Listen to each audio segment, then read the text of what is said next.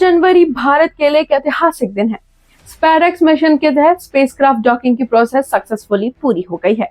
इसका मतलब है कि इसरो 2 सैटेलाइट यानी कि चेजर और टारगेट को स्पेस में साथ में जोड़ने में कामयाब रही है। और अब भारत भी दुनिया के उन एलीट देशों के क्लब में शामिल हो गया है जो ये खास अचीवमेंट हासिल कर चुके हैं। डॉकिंग का मतलब होता है जब 2 स्पेसक्राफ्ट एक दूसरे से कुछ समय के लिए जोड़े जाते हैं। ये एक बहुत ही कॉम्प्लेक्स प्रोसेस है और इसे हासिल करना कोई आसान काम नहीं है।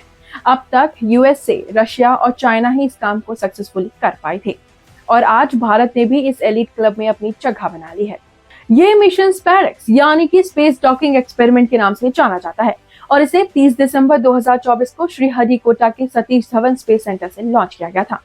इसमें 2 छोटे सैटेलाइट्स यानी कि चेजर और टारगेट को 24 पेलोड्स के साथ ले जाने वाले PSLV C60 रॉकेट से लॉन्च किया गया था और इन दोनों सैटेलाइट्स का वजन लगभग 220 kg था, जिसे लो अर्थ ऑर्बिट में भेजा गया था।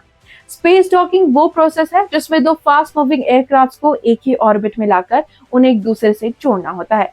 ये दोनों भारी यान होते हैं और उन्हें सही तरीके से जोड़ने के लिए बेहद सावधानी की जरूरत होती है। डॉकिंग सिर्फ एक तकनीकी सफलता ही नहीं बल्कि फ्यूचर के स्पेस मिशन के लिए भी बहुत जरूरी है। जैसे भारत के चंद्रयान 4 मिशन के लिए भी डॉकिंग की जरूरत होगी ताकि हम चंद्रमा से लूना सैंपल्स वापस ला सके। अब इस सफलता के बाद भारत इस बड़े मिशन के और करीब आ चुका है। भारत की अंतरिक्ष यात्रा में अब एक नई दिशा और गति आ गई है। 2023 में भारत ने मून लैंडिंग में सफलता हासिल की और साउथ पोल के पास पहली बार सॉफ्ट लैंडिंग की। अब भारत का अगला बड़ा मिशन 2027 में चंद्रयान 4 लॉन्च करना है जो चंद्रमा से सैंपल वापस लाएगा। इस मिशन के लिए डॉकिंग बहुत इंपॉर्टेंट है और इस स्पेस डॉकिंग एक्सपेरिमेंट ने अब भारत को उस लक्ष्य के और करीब पहुंचा दिया है।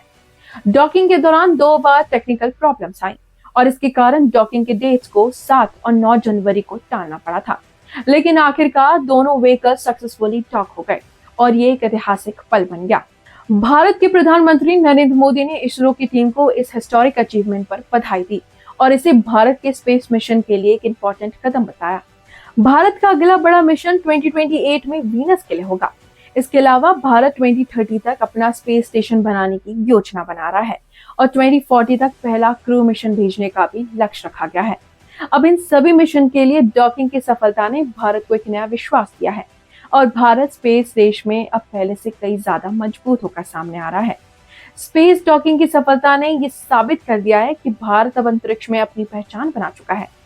इसरो की अचीवमेंट सिर्फ एक तकनीकी सफलता ही नहीं बल्कि फ्यूचर के मिशन के लिए एक मजबूत नींव रखती है।